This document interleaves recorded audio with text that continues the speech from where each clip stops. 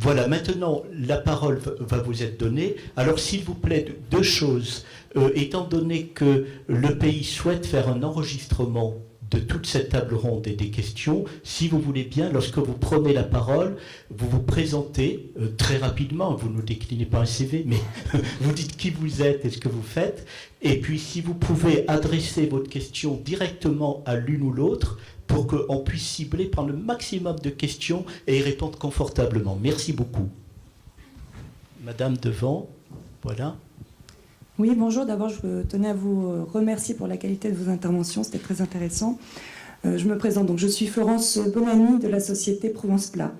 Donc, j'avais une question pour notamment Madame Mansart-Benazé, puisque nous, effectivement, on est complètement d'accord avec tout ce qui se passe autour de cette table ronde, mais on est vraiment confronté à toute la partie réglementation, notamment au respect des fréquences, au grammage, qui sont effectivement pour moi complètement aberrants quand on a 450 grammes environ pour des primaires sur un plateau repas, quand on est sur des 5 composants, ils ont du mal à le consommer. Et puis on est face aussi à des coûts qui sont très, très contraints quand on est une entreprise privée en concurrence avec d'autres. Et donc ma question était, est-ce que vous connaissez des initiatives de lobbying pour faire effectivement bouger tout ça, mais aussi au niveau des communes pour les faire évoluer dans leur cahier des charges, dans la compréhension des choses, parce qu'effectivement, de façon systématique, au niveau des cahiers des charges, nous sommes dans l'obligation de respecter le GRMCN. Il y a très rarement de l'ouverture. Je connais une commune qui est Fort-Calquier qui le fait, mais c'est vraiment, je dirais, un cas particulier. Et du coup, on a beaucoup de mal, effectivement, à se faire entendre. Par contre, je voulais faire aussi un retour positif par rapport au repas alternatif, puisque nous le pratiquons sur l'ensemble de nos clients. On n'a que quelques clients qui sont un peu résistants et qui nous demandent une protéine animale de façon obligatoire. Mais aujourd'hui, ça fonctionne, parce que je pense qu'effectivement, les mentalités ont évolué. Et comme vous disiez, monsieur Le Cerf, je pense qu'effectivement, les gens commencent effectivement à le comprendre et à intégrer ce genre de notions. Voilà. Merci. Alors, pour répondre, bon, c'est pas facile comme réponse parce qu'effectivement, on se trouve confronté à ça, moi, comme de tous les jours, quand j'accompagne la restauration collective. Bon, là, ce qu'on peut dire, de toute façon, c'est que pour l'instant, le GMRCN, il n'existe plus. Donc, on peut... Oui, mais pour l'instant, il est obsolète, il a été mis de côté. Il va y avoir une autre version en 2017 normalement, parce qu'en fait Bercy est en train de travailler sur tous les groupements d'achat, les marchés, etc. Et donc il y a les deux composantes dans le GMRCN, il y a les marchés et la nutrition. Et aussi parce que quand il a été revu en 2015, en fait, il y a eu des groupes de travail qui ont été mis en place, notamment sur les plats protidiques, parce qu'en fait il y avait eu un gros mouvement de l'association végétarienne de France qui disait si on propose des repas végétariens, on est hors la loi, c'est inadmissible. Donc ils ont voulu travailler sur ces plats protidiques en intégrant la possibilité que la complémentarité céréales et légumineuses pouvait répondre à la définition du plat protidique en fait. Donc voilà, alors après dans le GMRCN, il y a une partie recommandation et il y a une partie réglementaire. La partie réglementaire, c'est effectivement de limiter les fréquences sur les produits industriels, c'est l'arrêté du 11 septembre. Après, sur les grammages, sur les composantes, alors vous n'êtes pas obligé de proposer 5 composantes, vous pouvez être à 4, ça c'est dans le GMRCN. C'est les cahiers des charges, je dirais. Oui, voilà. Après, voilà, sur les grammages, vous avez une marge de manœuvre plus ou moins 10%.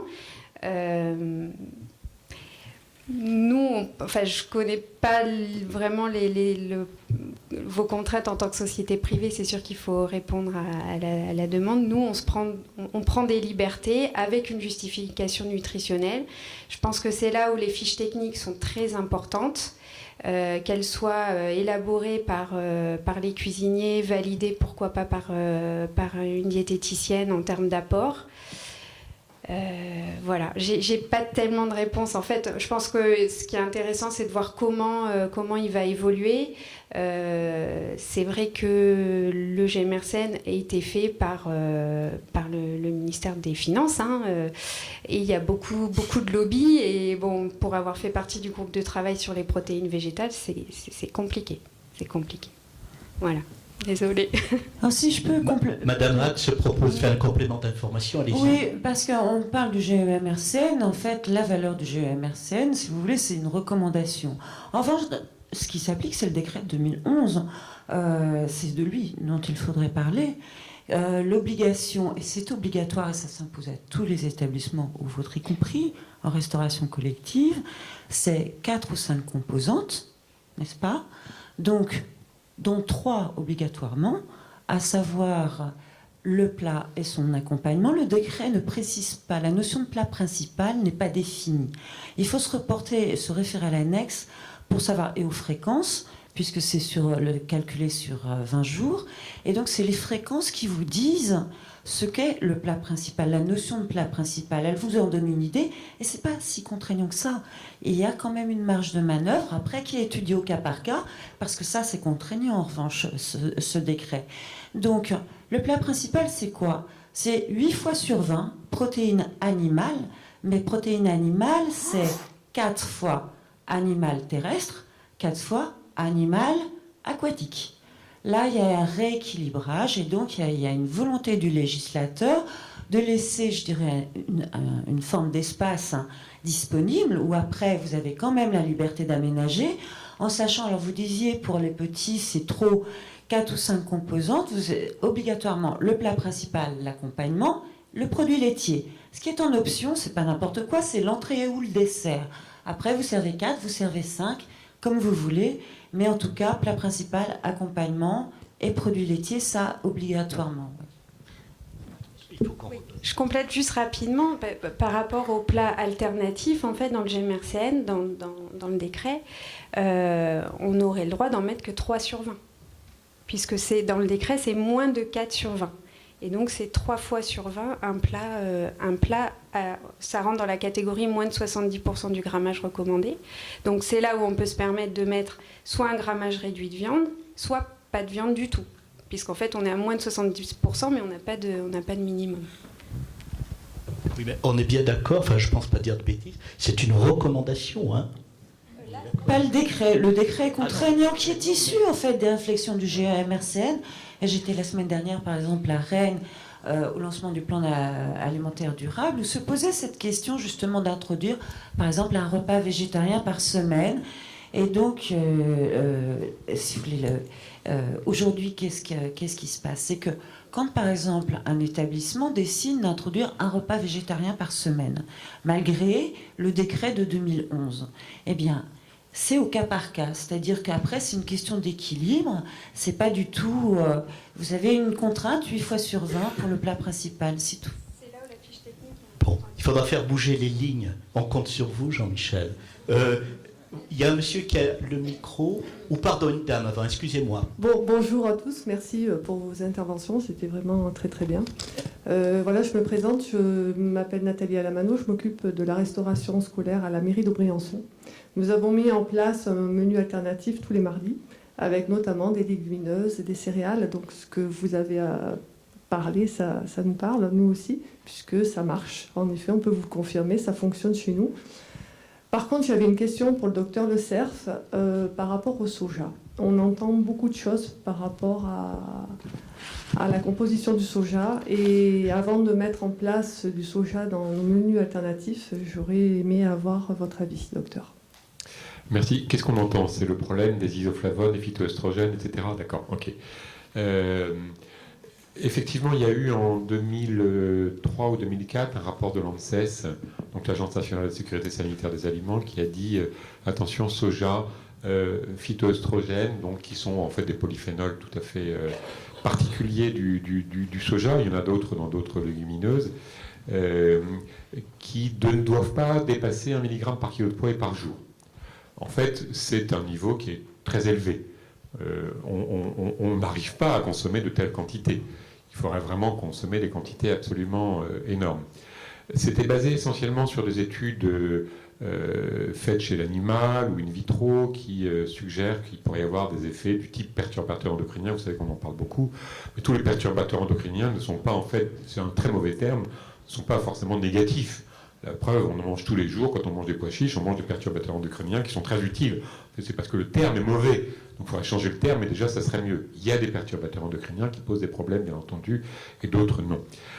Alors ensuite, depuis cette époque-là, je vais faire une impasse et aller très vite. Depuis cette époque-là, il y a eu énormément de travaux épidémiologiques qui ont été menés, un peu comme ceux qu'a rapporté Claude Aubert, mais plus spécifiquement sur le soja, et qui confirment ce qu'on savait déjà depuis quelques années, c'est que le soja en fait est bénéfique dans la prévention du cancer du sein. Mais vraiment très très bénéfique, dans le cancer de la prostate également, très bénéfique. Les études sont formelles d'un point de vue épidémiologique. Et donc, à tel point d'ailleurs que les sociétés américaines de prévention du cancer ont supprimé complètement la restriction sur le soja chez les femmes dans la prévention du cancer du sein, et même chez les femmes qui ont un cancer du sein. Ça diminue très fortement le risque de récidive, ça diminue très fortement la mortalité. Aujourd'hui, malheureusement, en France, cette notion-là n'a pas encore été passée, et l'ANSES n'a pas fait de révision. L'ANSES fait des très bons travaux. Moi, j'ai été impliqué dans 3 groupes de travail, c'est excellent ce qu'ils font, mais il faut que ça soit réactualisé, et donc ils n'ont pas révisé. Et la mentalité, l'inconscient collectif fait qu'aujourd'hui, les médecins et la plupart des diététiciens et puis des gens qui s'intéressent à l'alimentation disent toujours « Oh là là, mais soja dangereux ». Donc le soja n'est pas dangereux. Et de toute façon, même en mangeant beaucoup, on n'arriverait pas à dépasser le 1 mg par kilo de poids. Et les études montrent que le bénéfice est pour des doses qui sont de l'ordre de 20 mg, c'est-à-dire en fait 0,3 mg par kilo de poids par jour. Donc on n'est pas du tout dans une dose de risque. Donc pour clore, on peut manger du soja, c'est pas dangereux pour la santé, c'est plutôt bénéfique. Maintenant, les teneurs en protéines du soja, tout à l'heure, je ne sais plus qui parlait de 35% de protéines, c'est dans la graine telle qu'elle. Quand on mange du soja, on n'arrive pas à ce niveau-là. On arrive à peu près à 12 grammes pour le tofu. Donc le soja a sa place plusieurs fois dans la semaine, sans problème pour la santé. Voilà, donc on peut être assuré, mais c'est vrai que vous aurez encore des gens qui vont continuer à dire ce qui a été dit pendant des années. C'est long, si vous voulez, pour que la connaissance passe depuis les scientifiques jusqu'ensuite aux professionnels de santé, et puis ensuite le grand public et les médias. C'est très très long. Et on peut avoir de ce fait-là un télescopage. On a l'impression que les nutritionnistes se contredisent parce que entre le moment où la science dit une chose et c'est passé dans le public, il peut y avoir 20 ans. Donc on dit les nutritionnistes changent toujours d'avis. Non. En fait, les connaissances évoluent, il faut qu'on les fasse passer. C'est parfois un petit peu long, et c'est pour ça qu'il peut y avoir des contradictions apparentes, parce qu'il y a un télescopage entre des idées et puis des connaissances. Merci beaucoup. Il y a Madame Benazé qui souhaitait dire un mot. Oui, juste par rapport au soja, de dire que là, il était vraiment important de le prendre bio, déjà. Et la deuxième chose, c'est que en fait, le soja doit être utilisé comme toutes les autres légumineuses. Moi, je vois souvent des collectivités qui, en voulant introduire des repas alternatifs ou végétariens, vont mettre un steak de soja. Alors, c'est un aliment souvent industriel qui coûte assez cher. J'ai vu des 8-9 euros le kilo, donc ça coûte plus cher que le bœuf bourguignon d'ici. Et c'est pas forcément comme ça qu'on conseille de l'introduire. Par contre, de le mettre, une boisson au soja pour faire un dessert où il y a déjà un produit laitier, donc pour diminuer l'apport en laitage, ou utiliser le soja même en grains dans des plats, ça marche bien. Oui, juste complètement d'accord avec les deux interventions. Un petit complément, la teneur en phytoestrogène dépend beaucoup du produit. La farine de soja est très riche en relativement en phytoestrogène. Le tofu, pas du tout.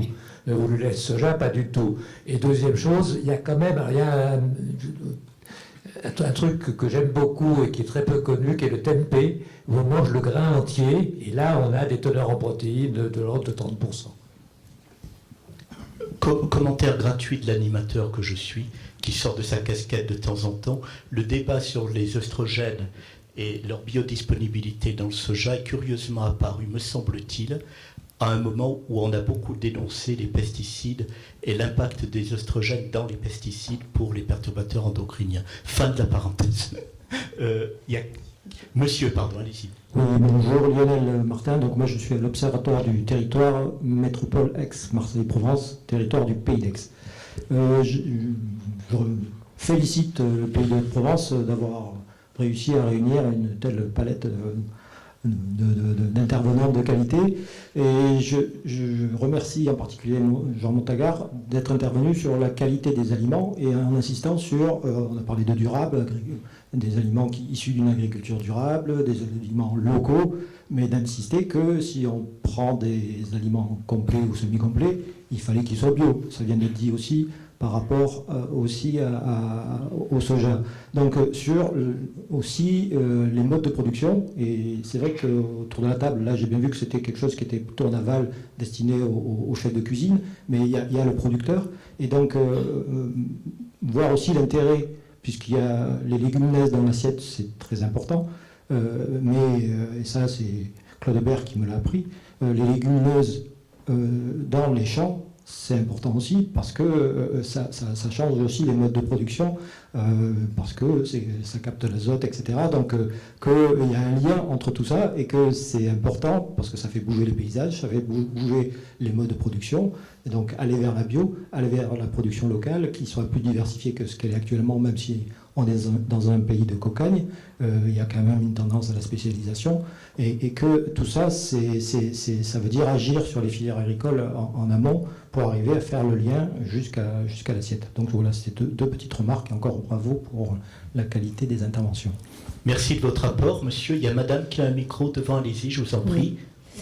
Bonjour, merci beaucoup à tous. Donc, je m'appelle Anne-Dorothée Bouvet, je suis diététicienne et nutritionniste sur Aix-en-Provence.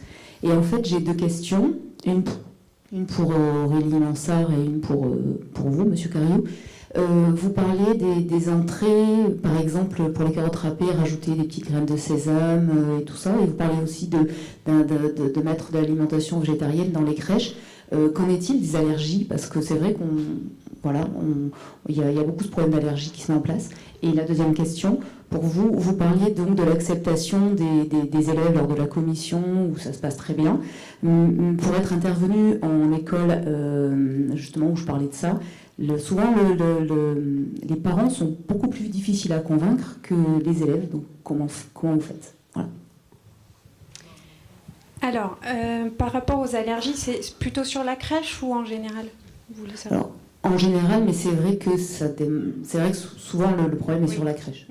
Alors nous, quand on arrive pour accompagner une collectivité, en général, ils font déjà, pour la plupart, des plats à part pour les allergiques.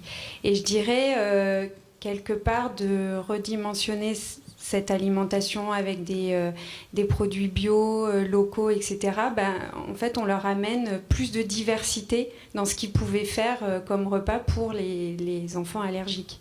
Donc, c'est plutôt bien pour eux, parce que finalement, voilà, quand on parle de boissons de soja et tout ça, c'est des choses qu'ils n'utilisaient pas forcément, donc c'était très restreint. Et quand on sait en bio qu'une céréale se décline en flocons, en farine ou en semoule, voilà, ça leur donne beaucoup plus de diversité. Après, pour nous, de toute façon, toute allergie et on le sait, quoi. On le sait, donc il n'y a pas de... En mettant des graines de sésame, on ne rend pas des enfants allergiques, puisqu'on a la liste au départ, on est au courant de tout. Voilà ce que je peux vous répondre. Alors effectivement, on parle beaucoup de communication et j'y suis très attaché, vous l'avez compris. Pour autant, je pense que quand on discute avec des familles, lors du conseil d'administration, lors des commissions également, je pense aussi aux journées portes ouvertes, parce qu'Albert a eu l'occasion souvent de venir aux journées portes ouvertes, et là je rencontre à peu près toutes les familles qui vont peut-être mettre un enfant dans notre établissement. Et effectivement, l'alimentation, c'est crucial aujourd'hui, et on voit vraiment qu'ils sont très attentifs à cela. Alors, sur les céréales, c'est une discussion bien particulière, parce que effectivement, beaucoup de familles, elles aussi issues du monde agricole, ont ces habitudes alimentaires. Notre meilleur pub, c'est les élèves, en fait. Parce que quand on a une commission de ce type, il y a des élèves, il y a des apprenants adultes, il y a des enseignants, et effectivement, il y a en général les représentants d'un parent d'élèves. Donc moi, je laisse beaucoup parler les gens, même si là, je parle beaucoup. Mais effectivement, c'est les élèves qui en parlent le mieux. Moi, je leur dis toujours, est-ce que vous avez faim en sortant? Est-ce que vous avez pris du plaisir? Alors, c'est peut-être des choses simples, mais quand un élève me dit oui, je me dis bingo, et j'ai rien d'autre à dire. J'ai rien d'autre à dire parce que les familles se disent, bah, parfait. Alors, ce que ne veulent pas les familles, et ça, je l'entends parfaitement, c'est que l'on remplace tous les menus par des repas alternatifs. Maintenant que l'élève ait le choix, je parlais tout à l'heure de légumes, effectivement, que l'élève ait le choix de composer son assiette, ça, c'est très important. Mais ce sur quoi j'insiste beaucoup, et j'en ai pas parlé tout à l'heure, c'est l'approvisionnement. Et aujourd'hui, avec tout ce que l'on entend sur les médias, l'approvisionnement local, ou en tout cas le plus près possible de chez nous, ça, les familles, effectivement, l'écoutent attentivement. Aujourd'hui, on a la chance de travailler en direct avec beaucoup de producteurs, et quand on leur dit ça, les familles sont rassurées. Alors après, quand on leur dit effectivement que le petit épaule, c'est du 0,4, que des pâtes, on en trouve ici, on trouve des pois chiches, on trouve des lentilles, ils se disent, bon, bah, c'est des aliments sains. Et voilà. Merci Gilles Saint-Cariou. Madame Hatt souhaitait dire 2 mots. Oui, juste un petit complément de réponse pour Madame, parce que en fait, vous travaillez avec des lycéens, Madame travaille avec des enfants jeunes, n'est-ce pas? Et donc la question, c'est que ces parents-là, en fait, peuvent vous parler aussi de la néophobie alimentaire de leurs enfants. C'est-à-dire que chez l'enfant petit, la problématique n'est pas tout à fait la même, parce que quand on ne connaît pas un aliment, la néophobie, c'est la peur de la nouveauté, de l'aliment nouveau, ou alors il y a les mangeurs hyper sélectifs aussi chez les petits. Et on sait que c'est, si vous voulez, avant l'âge de 2 ans, en moyenne, il y a des études qui ont montré ça, chez les enfants français, entre 6 mois et 2 ans, il y a une fenêtre qui est ouverte pour proposer la nouveauté alimentaire, et on est à peu près à 270 aliments en moyenne chez ces enfants. Ensuite, cette fenêtre ouverte, elle se referme, et c'est beaucoup plus difficile, à cause de la néophobie, qui est un comportement normal, en tout cas chez l'enfant, de proposer de la nouveauté. Et c'est ça aussi que, peut-être, en termes de communication, d'essayer d'expliquer ça aux parents, et de leur dire, parce qu'ils ont le même problème qu'en restauration collective, en fait, avec les petits, c'est-à-dire comment faire accepter cette nouveauté. Il y a une étude qui montre, en fait, que les mères de famille, 80% en France et en Allemagne, abandonnent la proposition au bout de 2 à 3 fois, quand il s'agit d'un aliment nouveau. Il faut 8 à 12 fois. À l'après-vert, répétez, dit le maître. C'est pareil pour la restauration collective pour les petits. Voilà, c'est juste ce que je voulais rajouter. Juste pour compléter, sur les repas alternatifs, souvent je dis aux familles, est-ce que chez vous, vous en faites? Et les gens me disent, non, nous on ne fait pas ça. Je leur dis, qu'est-ce que vous faites à manger? On fait des pâtes avec de la sauce tomate. Je dis, c'est bien, vous faites des repas alternatifs, donc on peut en faire chez nous, ça marche pareil. Voilà.